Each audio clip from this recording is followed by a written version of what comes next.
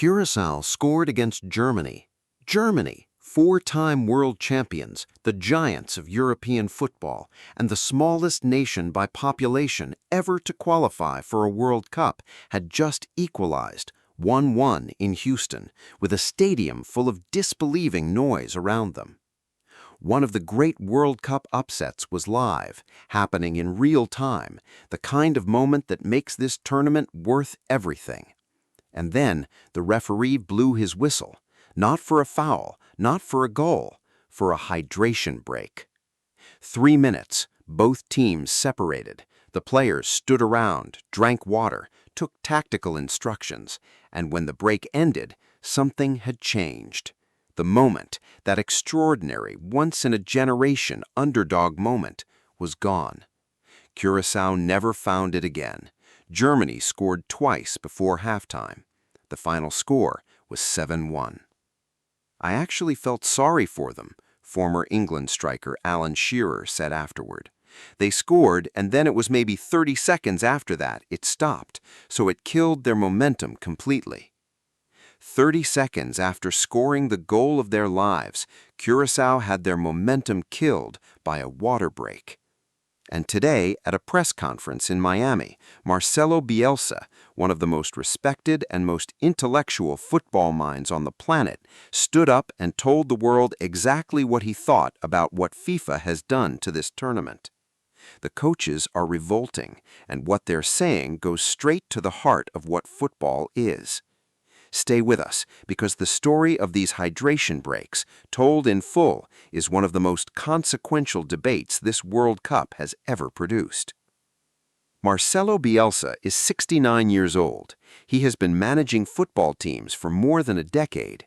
He has coached Argentina, Chile, Athletic Bilbao, Marseille, Leeds United, and now Uruguay. He is the kind of manager who thinks about the game with a rigor and a depth that most people in football cannot match. When he speaks at a press conference, the room tends to go quiet. On Saturday, the 21st of June, ahead of Uruguay's second group match against Cape Verde, he went to the microphone and said something that the football world needed someone to say out loud. "Playing 4 times instead of 2 alters the conception of what had been culturally built to interpret football," he told reporters. "This change of culture doesn't add anything and takes away a lot. I will just say that before this decision, football had a characteristic. Now it has another." He was not finished. He acknowledged carefully and fairly that technology like VAR has improved the game, that not all change is wrong, but the hydration breaks, in his view, are different. There is another intention for the breaks. That phrase carries a meaning Bielsa did not need to spell out, and he was not the only world-class coach saying it. If you're watching this and you want every story of this World Cup, subscribe now and hit the bell, because what these coaches are describing has never happened before in the tournament's history. Mauricio Pochettino is the head coach of the United States national team, the host nation, playing in front of its own people at the most important football tournament America has ever held. He has been visible during the hydration breaks, famously photographed gathering his players around a laptop on the touchline, turning the interruptions into tactical meetings. He's making the most of what FIFA has given him. But when a reporter asked him directly whether he liked it, his answer was immediate and unambiguous. "I don't like it. I only like it when the conditions are extreme, but when the conditions are good, it is unnecessary." The head coach of the host nation, calling his own tournament's mandatory rule unnecessary. Didier Deschamps is the manager of France, the defending world champions, the most experienced international coach at this World Cup, a man who has been navigating football's elite level as both player and manager for more than 30 decades. He spoke about the breaks before France's opening match against Senegal and found the most concise possible way to describe what FIFA has created. "It's not 2 half-times, it's 4 quarter times, basically, that we've got. This is what's been decided, and so the players and coaches adapt to this new reality." 4 quarter times. from the manager of the defending world champions. And then, in an unguarded moment that made every journalist in the room write faster, he added something more direct. Those 3 minutes interrupt everything. We have to adapt, but the broadcasters are happy, right? The broadcasters are happy, right? Luis de la Fuente, coach of Spain, the European champions, a team who came to this tournament as one of the favorites for the title, was asked about the breaks before his side's match against Cape Verde inside Atlanta's climate-controlled, air-conditioned, fully roofed stadium. His response was measured but clear. In extreme heat conditions, he said, a break to freshen up is the right thing. But tomorrow, when the temperature we'll have in this stadium is chill, maybe these breaks are not so needed. But we need to abide by the rules. Not needed. The European champions, playing inside an air-conditioned stadium, being subjected to mandatory hydration breaks because FIFA's rule applies regardless of conditions. Ståle Solbakken, the Norway coach, was even more pointed. Before his side's 4-1 victory over Iraq, he acknowledged that the breaks made sense in training in Greensboro, North Carolina, where temperatures had reached 35 degrees Celsius. But during matches, he said, the story is completely different. I'm not a fan of it. I can understand it when it's been 35 degrees and a really hot climate, but I don't like it otherwise. I think it's unnecessary. And then he added a detail that no one had fully considered until he said it. The second-half hydration break arrives at the 67th minute, which is precisely the window between the 60th and 70th minutes when most coaches traditionally make their most important substitutions. The break is not just interrupting the football, it is restructuring the tactical decisions every manager makes in the most critical phase of a match. All that is good, and that is to speed up the game, Solbakken said, but the other things slow down the game, so it speaks against itself. 5 coaches from 5 countries, 5 men with decades of experience between them at the highest level of international football, speaking independently at different press conferences in different cities, in different languages, and all arriving at the same conclusion. This rule is changing the game in ways it should not be changing it. And the evidence from the matches themselves supports what they are saying. The Curaçao Germany moment is the most dramatic example, but it is not the only one.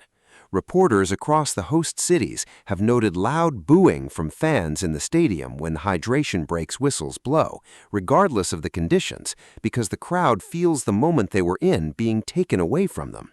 A team pressing for an equalizer, with momentum building, with the crowd rising, the whistle goes, the players disperse, the temperature drops, and when football resumes, something has been lost that cannot be recovered with a water bottle. Panama's coach Thomas Christensen, after his team lost to Ghana in Toronto in low 70s-degree weather with light rain falling, said something that Panama could not fight the larger system. And then he added words that deserve to be read carefully.